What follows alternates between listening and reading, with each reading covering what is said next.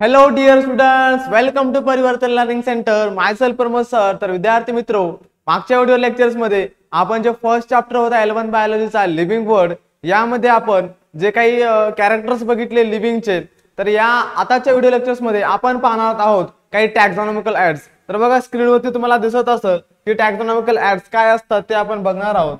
त्या अगोदर एक आपण छोटंसं काम करून घेऊया, ते म्हणजे आपलं स्क्रीन फुल मध्ये करून घेऊ. आता बघा यामध्ये तुम्हाला दिसत असेल हे जे टॅक्झॉनॉमिकल ऍड्स आहेत हे काय आहेत. हे म्हणजे नथिंग बट हे म्हणजे आपल्याला क्लासिफिकेशन केले आहे की लिव्हिंग कशा प्रकारे क्लासिफिकेशन केले आहे. तर कसं, तर आपल्या टॅक्झॉनॉमिकल ऍड्स मध्ये काही 5-6 टॅक्झॉनॉमिकल आहेत, त्यापैकी एक आहे हर्बेरियम. तर हर्बेरियम काय असतं, हर्बेरियम काय असतं याची डेफिनेशन दिली आपल्याकडे. आता बघा डेफिनेशन काय सांगते की collection of press dry and preserve plant mounted on paper sheet. बरोबर आहे.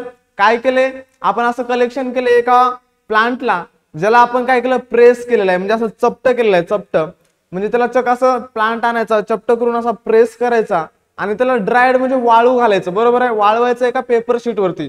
जसाही तो पेपर शीट वरती वाळला त्या पेपर शीटला बदलायचं आणि नंतर एका दुसऱ्या माउंटेड ऑन दुसऱ्या पेपर वरती नेऊन ठेवायचा आणि त्याला लेबल करायचं की या प्लांटचे ब्रांच आहे, हे रूट्स आहेत, हे स्टेम आहे, हे फ्लावर आहेत, आणि त्या जे काही प्लांट आहे त्याचं नाव देऊन टाकायचं. ठीक आहे. कुठला पण प्लांट असेल तर त्या प्रोसेसला आपण म्हणतो असतो this process called as the herbarium.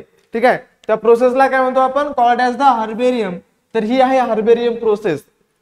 बघा डेफिनेशन परत काय सांगते, the collection of press, press म्हणजे आपण त्याला प्रेस करतो, dried and preserve plant mounted on paper sheet with properly label and reference to study are called as the herbarium. याला काय म्हणतो आपण, हर्बेरियम म्हणत असतो.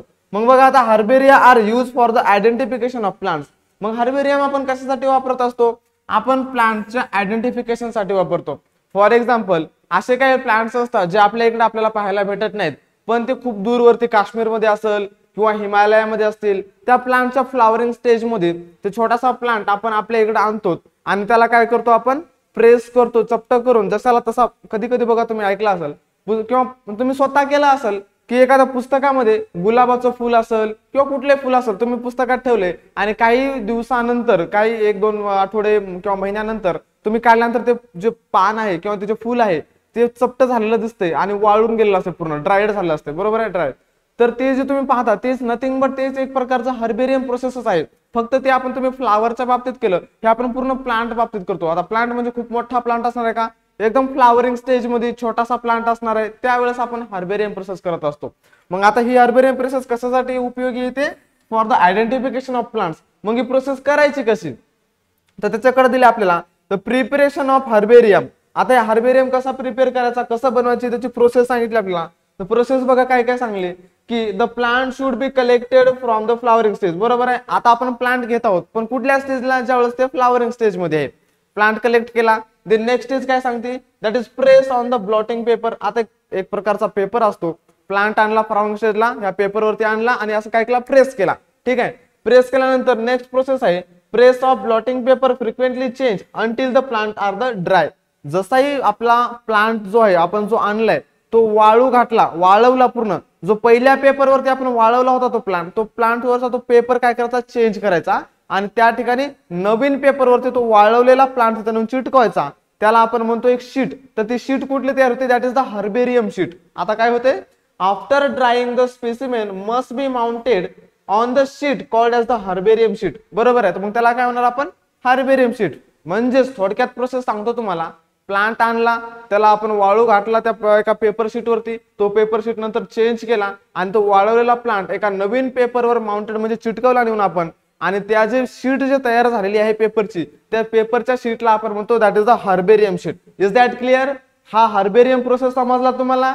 Okay good. चला लाईक करा समजला असेल तर. पुढचा कन्सेप्ट बघूया आपण. हर्बेरियम समजला, पुढची कन्सेप्ट बघूया. आता तशाच प्रकारे जसं हर्बेरियम काय केलं आपण, आयडेंटिफिकेशन ऑफ प्लांट साठी वापरलं, तसंच आता आपल्याकडे आहे बॉटॅनिकल गार्डन्स. बघा गार्डन हा शब्द तुम्ही बऱ्याच वेळेस ऐकला असेल विद्यार्थी मित्र. गार्डन म्हणजे काय, बऱ्याच वेळेस ऐकलं असेल, अरे मी आज गार्डनला फिरायला गेलतो. आता कुणासोबत गेलतो ते तुला चांगलंच माहित आहे. बरोबर आहे.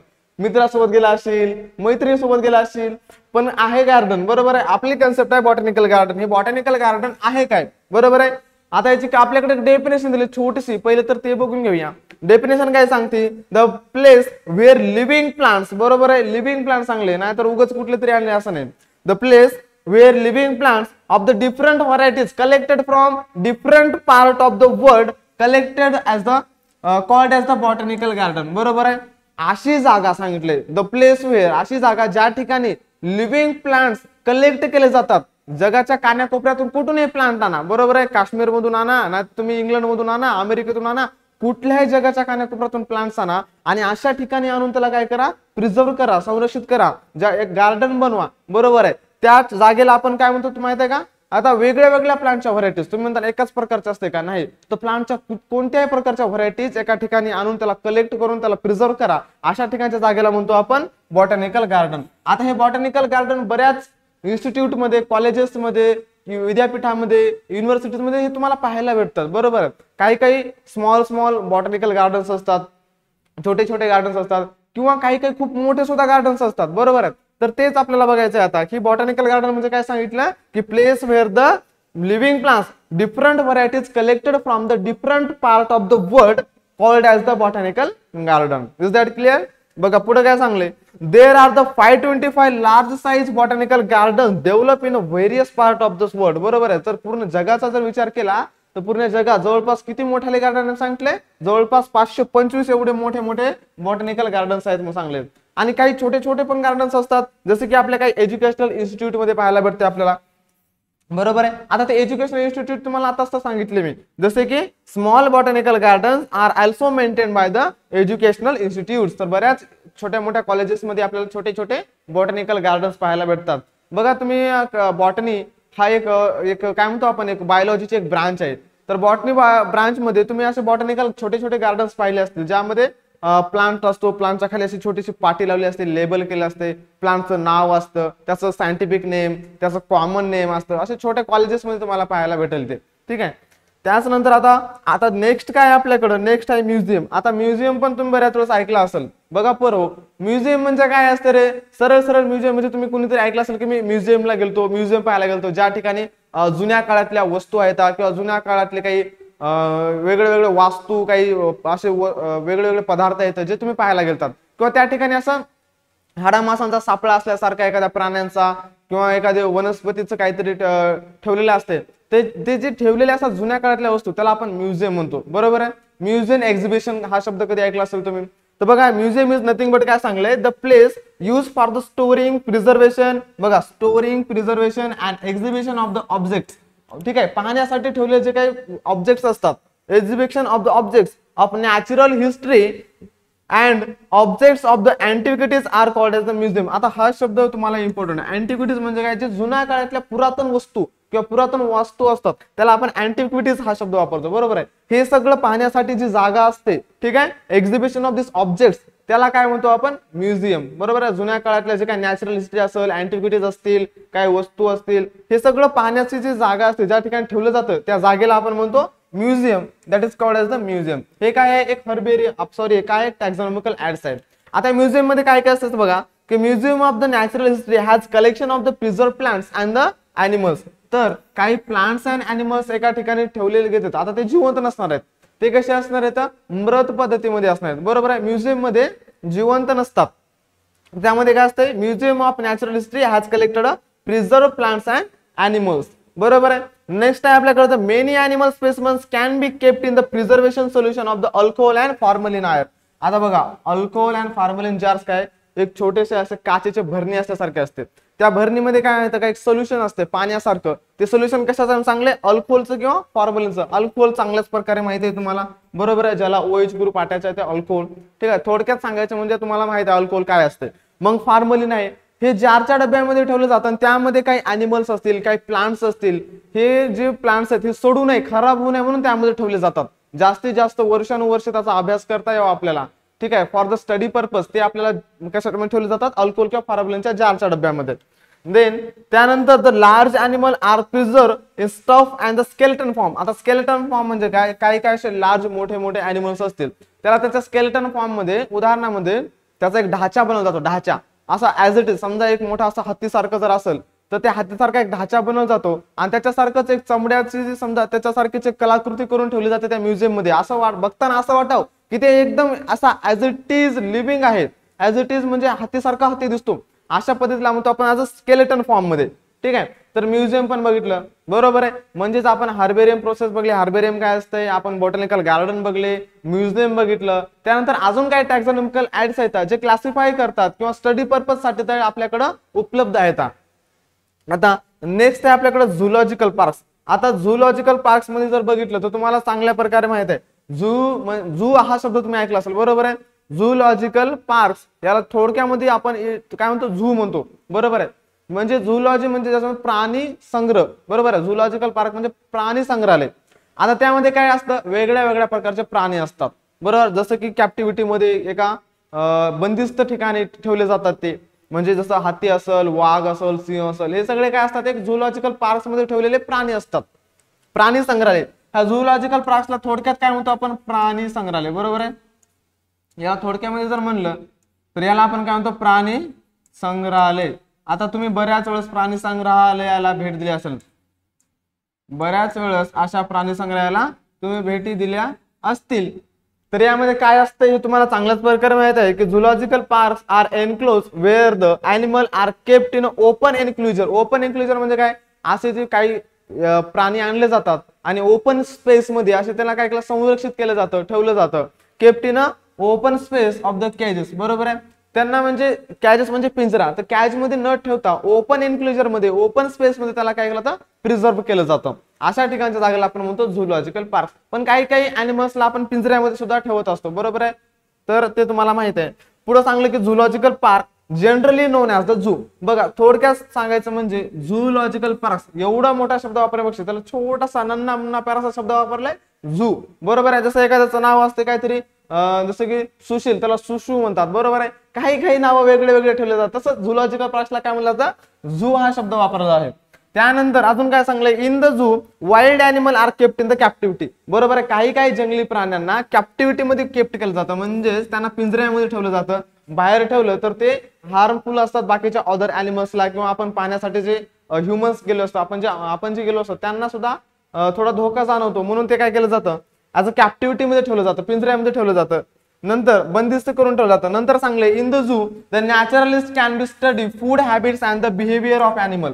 मग त्या झूलॉजिकल पार्क्स मध्ये हे नॅचरलिस्ट काय करतात बघा, नेचरचा अभ्यास करणाऱ्याला आपण म्हणतो नॅचरलिस्ट बरोबर. जसं सायंटिस्ट असतात बरोबर आहे, तर नेचरचा अभ्यास करणारे जे असतात सायंटिस्ट त्याला आपण नॅचरलिस्ट म्हणतो. तर हे नॅचरलिस्ट तिथं झूलॉजिकल पार्क्स मध्ये जाऊन काय करतात, ते स्टडी करतात कशाचा, त्या अॅनिमल्सच्या हॅबिट्सचा, की त्यांचं काय हॅबिट्स आहे, त्यांचं फूड काय आहे, त्यांचं फूड न्यूट्रिशन काय आहे बरोबर आहे. या सगळ्यांचा बिहेवियरचा स्टडी केलं जातं, म्हणून तिथं त्यांना आणून ठेवलं जातं. हे पण बघितलं आपण झूलॉजिकल पार्क्स मध्ये. आता नेक्स्ट टॅक्झॉनॉमिकल ऍड काय आपल्याकडे, नेक्स्ट आहे आपल्याकडे बायोडायव्हर्सिटी पार्क्स. आता बायोडायव्हर्सिटी पार्क्स बघा, ह्याच्या अगोदर तुम्ही काय बघलं, बॉटॅनिकल गार्डन. आता झूलॉजिकल पार्क्स नंतर काय आपल्याकडे बायोडायव्हर्सिटी पार्क. आता हे बायोडायव्हर्सिटी पार्क्स नेमकं आहे काय बघा. बायोडायव्हर्सिटी बघा, बायो म्हणजे जिवंत असणारे जीव, आणि डायव्हर्सिटी म्हणजे त्याच्यामध्ये असणारी विविधता. बायोडायव्हर्सिटी म्हणजे आपण थोडक्यात सांगायचं म्हणजे जैव विविधता असं म्हणतो आपण. जैव विविधता हा शब्द आहे याच्यासाठी बायोडायव्हर्सिटी बरोबर आहे. जिथं बायोडायव्हर्सिटी आहे, खूप जास्त डायव्हर्सिटी आहे इन प्लांट्स मध्ये, अॅनिमल्स मध्ये, अशा ठिकाणी आपण बायोडायव्हर्सिटी पार्क्स म्हणतो. हे biodiversity parks is nothing but हे काय असतात, जिथं सेल्फ सस्टेनिंग प्लांट्स वाढले जातात. आपण त्याला ना खत पाणी टाकत आहोत, ना त्या प्लांटला आपण प्रिझर्व करत आहोत, किंवा त्याला आपण कुठल्याही प्रकारचं बाहेरून न्यूट्रिशन न देता ते प्लांट स्वतः सस्टेन होत आहेत. अशा ठिकाणी जिथं सुपीक जमीन सुद्धा नाही, जिथं काहीच सुविधा नसताना सुद्धा ते प्लांट सस्टेन झाले. सेल्फ सस्टेनिंग हा शब्द येतोच बघा पुढं. काय सांगलंय, it is the ecological assembly species that form self sustaining बरोबर आहे. ज्या ठिकाणी सेल्फ सस्टेनिंग ते प्लांट काय केले जातात, वाढले जातात. Community on the baron landscape. आता बॅरन लँडस्केप म्हणजे काय, जे नापीक जमीन असते अशा ठिकाणी सुद्धा हे प्लांट्स काय येतात, सेल्फ सस्टेनिंगने वाढले जातात. ठीक आहे, जिथं नापीक जमीन आहे, ठीक आहे, बॅरन लँडस्केप नापीक जमीन बरोबर आहे. ज्या ठिकाणी खूप जास्त प्रमाणामध्ये असतं ती जी जमीन म्हणतो आपण सॉइल, असं खूप जास्त चांगले न्यूट्रिशन युक्त पण नाही, त्या baron landscape self sustaining plants काय ग्रो व्हायलेले आहेत. अशा ठिकाणी म्हणतो आपण बायोडायव्हर्सिटी पार्क्स. मग तिथं काय सांगलंय, this is park is the best model for the conservation of natural heritage in the urban landscape. आता हे अर्बन लँडस्केप म्हणजे काय, शहरी भागामध्ये आपल्याला बऱ्याच ठिकाणी याचा उपयोग होतो की शहरी भागामध्ये जे काही नॅचरल हेरिटेज प्रिझर्व करण्यासाठी आपण काय करत असतो, असा बायोडायव्हर्सिटी पार्कचा उपयोग करत असतो. ज्या ठिकाणी आपल्याला त्यांना बाहेरून कुठले न्यूट्रिशन देण्याची गरज पडत नाही किंवा त्यांना प्रिझर्व करण्याची गरज पडत नाही, ते स्वतःच वाढतात. बरं, आता मला सांगा, आपल्या शेतीमध्ये गवताला वाढवायची गरज पडते का, तण वाढवायची गरज पडते का? ते तण ऑटोमॅटिकली वाढते सेल्फ सस्टेनिंग. पण पीक घ्यायचं म्हणल्यावर त्या पिकांना आपल्याला खत टाकावं लागते, पाणी द्यावं लागते, त्याची निगराणी करावी लागते. पण सेल्फ सस्टेनिंग वाढणारे जे काही तण असते ते तण ऑटोमॅटिकली वाढणार असते. त्याच प्रकारे असाच एक पार्ट आहे. हो, पण आता शेवटचा टॅक्झॉनॉमिकल ऍड आहे आपल्याकडे की एक अशा प्रकारचा टॅक्झॉनॉमिकल ऍड आहे ज्यामध्ये कॉन्ट्रास्टिंग कॅरेक्टर, एक ऑपोजिट कॅरेक्टर वापरले जातात. जसं की उदाहरणामध्ये एखादा प्लांट्स असेल किंवा अॅनिमल्स असेल किंवा कुठलाही एक लिव्हिंग असेल, जर न्यूली फाउंड झाला तर त्या सायंटिस्टला त्यांचा स्टडी करण्यासाठी दोन कॅरेक्टरने ते काय करतात, विभागतात त्या प्लांट्स किंवा अॅनिमलला. जसं की हा प्लांट वॉटरमध्ये राहतो का टेरिस्ट्रियल म्हणजे जमिनीवर आहे, दोन जर कॅरेक्टर बघले त्यामधलं आपल्याला ऑब्झर्वेशन झाला एक कॅरेक्टर की नाही, हा जर लिव्हिंग पाण्यामध्ये जास्त भेटतोय तर एक कॅरेक्टर तिथं काय होतो, एक कमी होतो, आणि दुसरा कॅरेक्टर तिथं काय करतो, आपल्याला लागू होतो. ते म्हणणार हा पाण्यामध्ये येत आहे हा अॅनिमल. बघा, त्याच प्रकारे काय सांगितलं की is a taxonomical aid use for the classification of the plants and animals. आता प्लांट्सला किंवा अॅनिमल्सला क्लासिफिकेशन साठी वापरला जाणारा एक पॉइंट आहे की हा टॅक्झॉनॉमिकल ऍड आहे. आता की are based on the contrasting character. आता कॉन्ट्रास्टिंग कॅरेक्टर म्हणजे काय, दोन अपोजिट असणारे कॅरेक्टर. जसं की तुम्हाला आता सांगलं मी, ते वॉटरमध्ये येतं का जमिनीवर येतं एखादा प्लांट किंवा जर अॅनिमल असेल. त्यानंतर आता काय सांगलं जातं, on the contrasting character get accepted, on other they rejected. बरोबर आहे. जर आपल्याला असं आढळून येत असेल की तो जर पाण्यामध्ये येत असेल तो प्लांट, तर आपण विचार करणार की पाण्यामध्ये येत आहे म्हणल्यावर टेरिस्ट्रियल काय होणार, रिजेक्ट होणार. फक्त पाण्यामध्ये येतो म्हणून त्याला काय होणार, द प्लांट्स आर वॉटर. ठीक आहे, वॉटर मध्ये येणार आहे, हा काय झाला, ऍक्सेप्टेड झाला. आणि टेरिस्ट्रियल जर बघितलं तर टेरिस्ट्रियल म्हणलं तर टेरिस्ट्रियल काय झाला, रिजेक्ट झाला. आता वॉटर मध्ये जर बघलं त्याचं फूड न्यूट्रिशन काय आहे, तो फोटोसिंथेसिस करतो का दुसऱ्या अदर प्लांट्स किंवा अॅनिमल वरती डिपेंड आहे, तो एक कॉन्ट्रास्टिंग कॅरेक्टर घेतला आपण. त्यामध्ये एक रिजेक्ट होणार, एक ऍक्सेप्ट होणार. की म्हणजे कॉन्ट्रास्टिंग कॅरेक्टर, दोन अपोजिट कॅरेक्टर घेतले जातात, एक ऍक्सेप्ट केला जातो, दुसरा रिजेक्ट केला जातो. असं करत करत करत जाणार आणि शेवटी त्या प्लांटचं किंवा त्या अॅनिमलचं क्लासिफिकेशन होणार एका वेगळ्या ग्रुपमध्ये. ठीक आहे, तर असे जे टॅक्झॉनॉमिकल ऍड्स होते हे काय होते, क्लासिफिकेशन होते. क्लासिफिकेशन केले आपण for the study purposes. Herbarium बघितला, जसं की हर्बेरियम नंतर आपण बॉटनिकल गार्डन बघलं, zoological parks Baghel, biodiversity parks बघितले, त्यानंतर की बघितलं, म्युझियम बघितलं. हे सगळे काय होते, आपल्याकडे टॅक्झॉनॉमिकल ऍड्स होते. तर विद्यार्थी मित्र, येथे आपण 11th बायोलॉजीचा फर्स्ट चॅप्टर संपवलेला आहे. आता अशाच प्रकारचे आपण नेक्स्ट व्हिडिओ सुद्धा तुमच्यासाठी फ्री मध्ये आपल्या युट्यूब चॅनलवर आणणार आहोत. जर चॅनलवर नवीन असाल तर सबस्क्राईब करा आणि व्हिडिओ आवडला असेल तर नक्कीच लाईक करा. तोपर्यंत धन्यवाद. जय हिंद, जय भारत, जय परिवर्तन. चला.